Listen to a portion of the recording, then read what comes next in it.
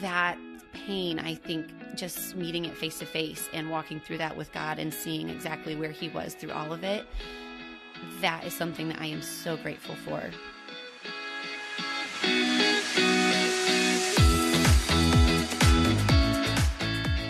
Welcome back to another episode of the Tried and Truly podcast.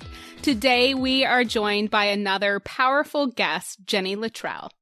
Jenny is a mom and a wife with so many spiritual and creative talents, and she has a story to share, and one that I know we can all relate to. Today, we're going to talk about the battle against sin and shame. And I personally have been so blessed to get to know you, Jenny, over the last several years. And you're just a light and a joy to everyone you meet. So I really appreciate you being here today. Well, I am grateful that you ladies had me on. I feel kind of starstruck because I listen to you guys all the time. So, well, thank you for listening. So I'm excited. Yeah. And Jenny, I know you have told me that although it's not easy, you've been feeling like that tug, that pull on your heart to share your story, even though it's scary, because your struggles and being open, it really helps other people realize they're not the only ones. Yeah, absolutely. Like, it's all about peeling behind that perfect, like, family Facebook photo that you spent forever yelling at your family to, like, put together and everything. So yeah, the time pretty much like after high school in between now, I refer to as my dark ages. And in high school, I was definitely not perfect. But when I got to college, everything just, I mean, the wheels, it really fell off. And I spent so much of my adulthood since graduation just looking back and hating the person that I was in college. And it just filled me with so much regret. If I could just go back and do it over again, everything that I would change. And that just killed me. And that fueled so much of what I ended up doing after college. But, you know, God was so gracious to just walk me through healing. And he did that through talking about it. The first time that I got asked to talk about it, it really was painful to go back there and open up stuff and tell people about stories that, you know, a lot of people didn't know. And that pain, I think just meeting it face to face and walking through that with God and seeing exactly where he was through all of it, that is something that I am so grateful for.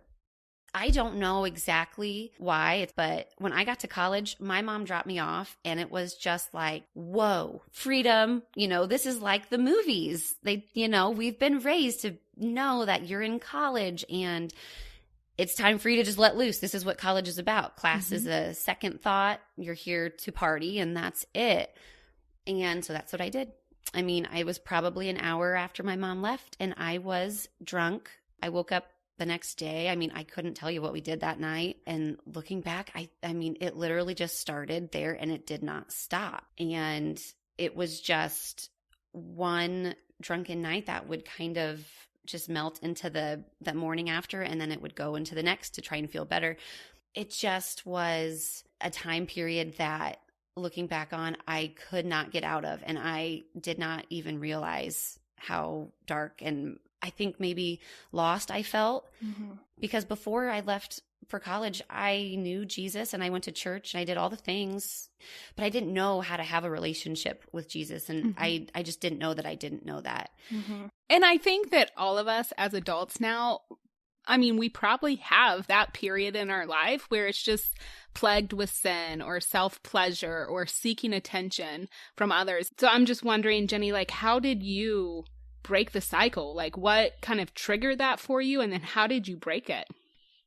Well, I would love to say that I graduated and like got on with life, but it took a long time after that. It was actually our junior year of college is where I met my husband, and he was living the exact same life that I was. And when we found out we were pregnant, it was probably about a year that we were together.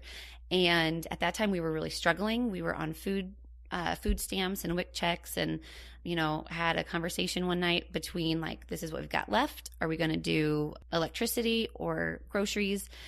And, you know, we sat there and we just basically said, like, never again. We'll never be here again. Yeah. So we just kind of chased job after job after job and, you know, better cars and houses. And I mean, it was great for a while, but I got into liquor sales and I thought it was just the coolest job ever. And it had awesome perks, which were probably giant weaknesses for me. And after our third was born, something like just broke in me. And I found postpartum depression. For me, it was like just this utter, like, I don't want to do anything but be with her. And it got a lot heavier than that. The day before I was supposed to go back to work from maternity leave, I was on my way to get my hair done because I thought maybe that would make me feel better. And my sales manager called and I freaked out. He was doing nothing more than just telling me that he's excited to have me back. And I pulled over to the side of the road, ignored his phone call, and I quit my job. I called HR that second and I quit my job. And my husband had absolutely no idea. Wow. So I left our family super vulnerable. There was one night I was rocking my daughter to sleep. It just felt like I was such a disappointment.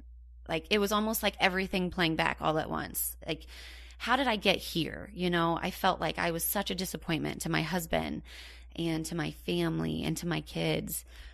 And I was rocking her, and I just felt so sorry that she had me as a mom. And looking at what I thought I would have been at 28 and not being anything like that, I thought, man, this would be so much better without me here. They would be so much better off if I just was not here anymore. And I was like, well, you know, I can't do that on myself. So I just was like, God, just please, just get rid of me. Just make an accident happen. Have something where they can just like be free. And it was praying that kind of all of a sudden was like a gut check where, okay, I haven't prayed in so long and this is what I'm praying for. And I just said help. That was it. And shortly after that, I got an invitation to a retreat.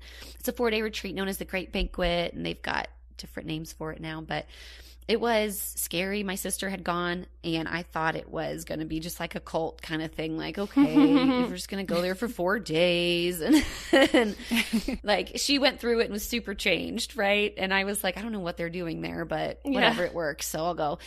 And I was terrified. It was me in a gymnasium on a military cot, like, you know, just a few feet away from 75 other women. And I was terrified. Like, these women in my head were church girls. You know, if I couldn't really tell them what I had done, or, you know, I got to put on a perfect face again. And they just loved the crap out of me. I mean, absolute strangers. And it's through the stories of their brokenness and their shame and what they have done and been through, and the way that their faith still stood so strong through all of that. It absolutely changed my life, my thought process on everything. And the girl that was sitting next to me had shared something that was really, really tough that she had been through. And she had never told anybody about it. And she was just the sweetest thing I'd ever seen. And to hear her like open up about this awful thing that had happened to her more than once. And it was betrayal by people that she thought she was safe with. And I mean, the whole room, right, stopped once they, you know, the directors kind of saw what was going on from the other side of the room. All of a sudden I look up and like, there's just like a hand over here praying for her, and like another hand like praying on her. And she had said, you know, through all this stuff happened, her dad had died on a day, it was July 3rd, and she didn't know how to deal with it. The next year she had a friend that thought she was safe with, actually, you know, knew what she had gone through and knew that that day was hard for her. He took advantage of her that night in a really terrible way. And she said she just didn't want to ever talk about it again. July 3rd is a day she doesn't know how to cope with. And the whole room just stopped and they prayed for her. And at that moment I was sitting there and I was like, wow, this is really neat that, you know, these people are caring so much and stuff like that. But, you know, I'm in it. All right. Like, I'm going to pray too. And then we had to break for the next speaker. And the next speaker came up and did a really powerful talk about what she was going through and this nasty divorce that was coinciding with losing her job. And it all culminated on the same day. And she said through that, it could have broken me, but you know, instead of making July 3rd the worst day of my life, God showed me through this, you know, scripture in this way and through grace. Now July 3rd is a day I celebrate because I know that I have him there. Like, it felt like the most unexplainable coincidence that this poor girl had just shared that July 3rd was the most difficult day that she had, and she doesn't know how to deal with it every year that it pops up. And then this other random woman is speaking about how God helped her through the worst day of her life, and it was July 3rd. And it felt like, you know, these women don't know each other. This girl had said no to her invitation twice already. Wow. You know, why are you here? Was it for you to hear her, you know? But either way, I don't know how it connected for either of them. But for me, it like struck, and I don't know why it hit me so hard. But I was like, I can't explain my way out of this. All it was this is real. You're real. And it felt like love. And it felt like I want to be a part of that. I want that comfort. And I just said, okay, I'm in. I didn't want to let it go. All I know is what it was like before I felt that, before Jesus, for real. And and I'll do anything to never go back. And that's what I've done. Wow, that is such an incredible story, Jenny. And it's so amazing to me to see how God works through our lives. You know, you went from that desperate moment in your daughter's bedroom, literally crying out to God for help. And then just shortly thereafter, you're invited to this retreat where you were able to experience and be with other women who were struggling deeply, just like you were. And in the way that girl's story of brokenness on July 3rd so eerily lined up with the speaker's story of how, you know, she overcame her struggles by the grace of God and now celebrates July 3rd. I mean, people say that, you know, that's such a crazy coincidence, but I just don't think there are really coincidences. I mean, it's all God's plan. And take it a step further, God put you in that room so you could witness the healing and the comfort that those other women, you know, experienced. And then in witnessing that, you were able to say, like, that's it, I'm in, and give your life to God. So this is just amazing. That is what is so overwhelming to me, is seeing the way that he works and is so intricately there. And, you know, he's not just, oh, she said she needs me. Let's see. I'll throw her here and see what happens there. You know, it's just so wonderfully crafted. And I could have sat at any other table. I would have heard different stories, but the way that he has been there for everything, through everything. And it's painful to think back, you know, the things that I made him see, you know, the things that I made him watch, just like I fear my own kids. You know, I want to make sure that we can help them kind of avoid the same things. But from that, you know, he just works. He works. And we don't know what it's going to be like and what he's going to do with it. And when I gave my first talk for the awakening, you know, I thought it was going to be for teenage girls. And, you know, you think, okay, I'm going to go there. I'm going to save y'all. None of you are going to go do this. Don't, like, you're welcome. Now your life will be great. Go follow Jesus. Right. And, the person that came up to me after I gave it, when we were all, you know, saying our goodbyes and about to leave for the weekend, was a girl that was actually on the team. And she came up to me and she was emotional, and she said, I think that God brought me here so I could hear your talk. And I just was moved by that, because I was, you know, it's not what I thought. You're on the team. You have it together, right? And Jenny, in the talk you gave, you called out one of my favorite societal messages that is so popular. It's YOLO. I don't know what that means.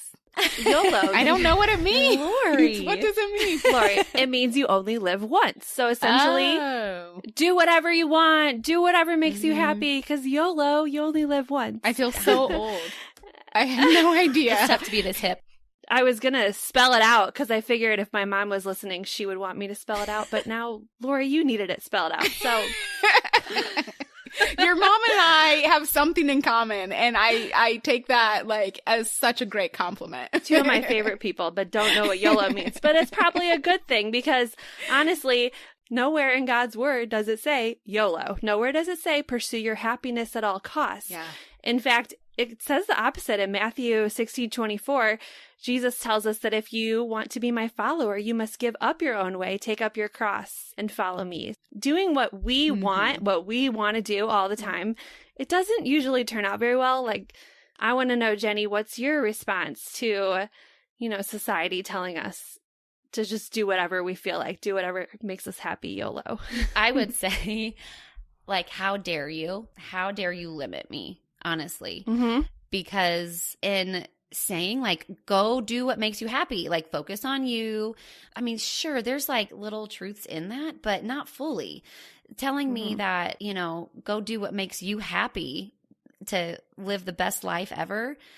It's limiting me because what I thought I wanted out of life left me crying, in my daughter's rocking chair, asking for death, literally. And once I finally decided, I'm going to be here for you, God. I want to serve you. I want to put you first. I mean, life's been so much different and I've gotten so much more joy out of it.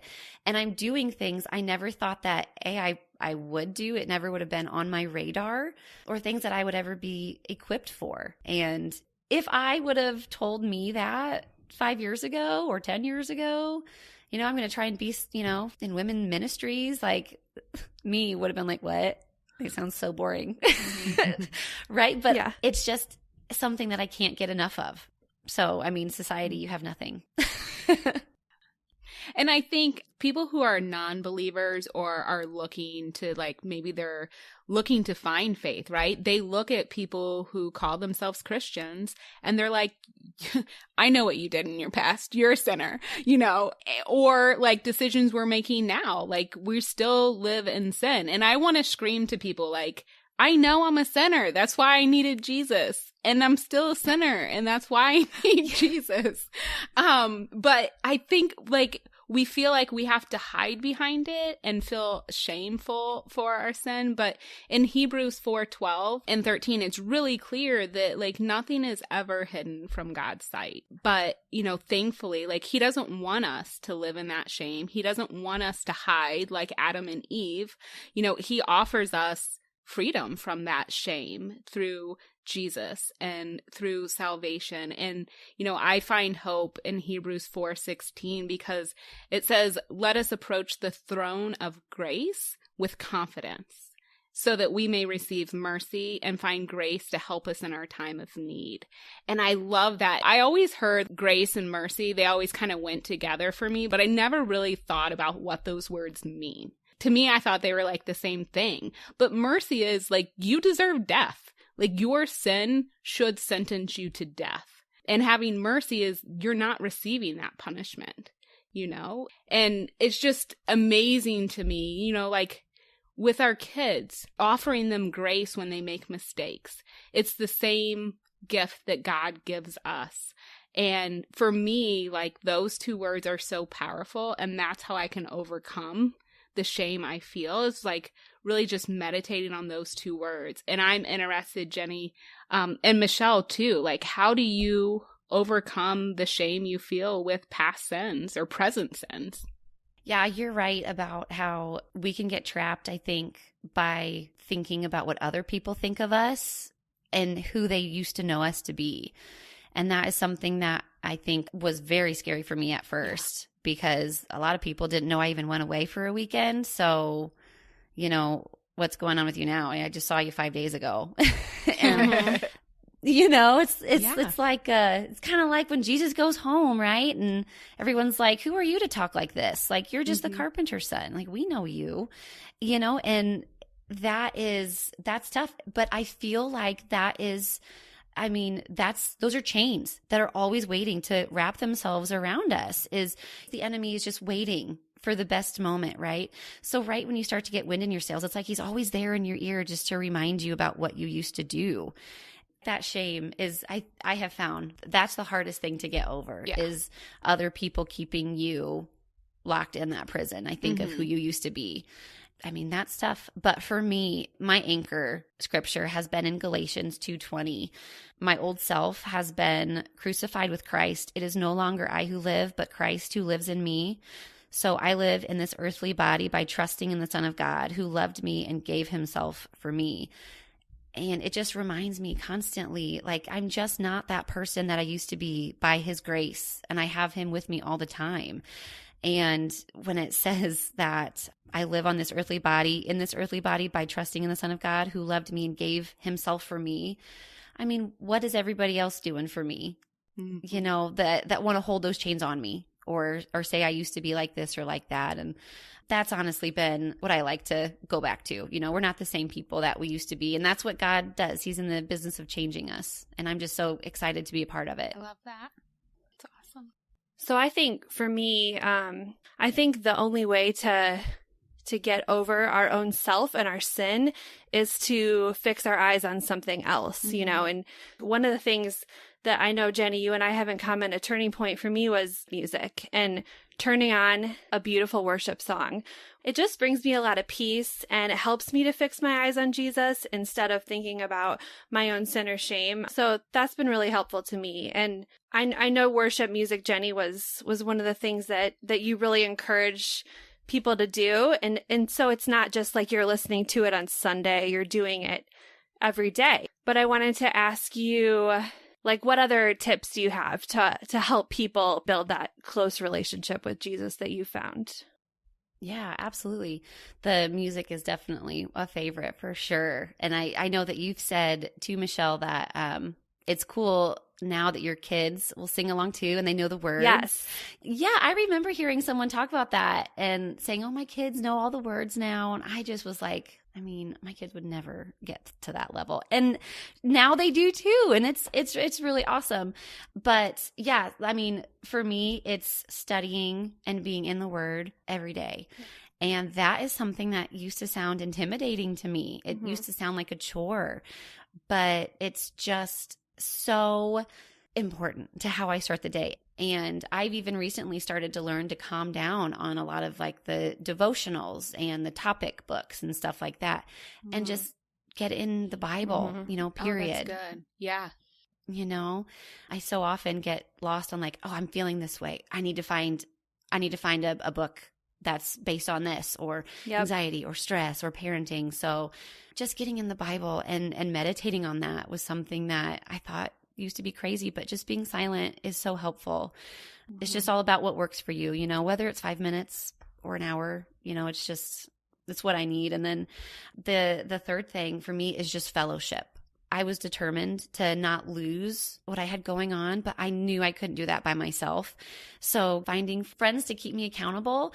And what's been really great is seeing the difference where I get hard truths with my Christian sisters. I can tell them about a problem that's going on. I can come to them with sin that I've fallen to again. And it is always with love and encouragement. Or if I've got an issue, I don't get told just what I want to hear. Good. Yeah. And that is so important to me, right? It's, you know, I've wanted to surround myself with not just moms either. You know, I want to seek out older women and wiser women that have just been doing this a lot longer and know a few things. That's good. Well, Jenny, this has been so much fun. I love that you were willing to share this with us, and God has so many wonderful things in store as he uses you in ministry. So I'm so excited for that. I do have one question though, and I can't quit thinking about it. When you quit your job on that Friday, did you you go get your hair done? I did. You did? Yep. Okay. I didn't know how that would, like, what you do after just wrecking your life. Quitting your job without, yeah. Listen, I had my priorities straight that day. I just had to know. I thought you were going to hit us with some hard biblical truth, Lori. And then... Sorry, it was just weighing on me. I just needed to know. Did you leave that girl hanging at the salon? But I do have to say, like, this episode is so eye-opening for me as I look at my own kind of personal shame and sin and realizing that Jesus has forgiven me. He died on the cross. And I need to forgive myself. Yeah, definitely. Definitely, Lori. We have to forgive ourselves. It's such a good reminder because we get caught up in that shame and feeling guilty about past sins or that we don't deserve forgiveness. And it truly just is the enemy working to distract us from doing the good work that God has for us. So, Jenny, thank you so much for sharing your story with us and agreeing to be on the podcast. And our prayer is that your story in this episode will encourage everyone to say goodbye to shame so that we can focus in on Jesus and on all the good things that God has planned for us.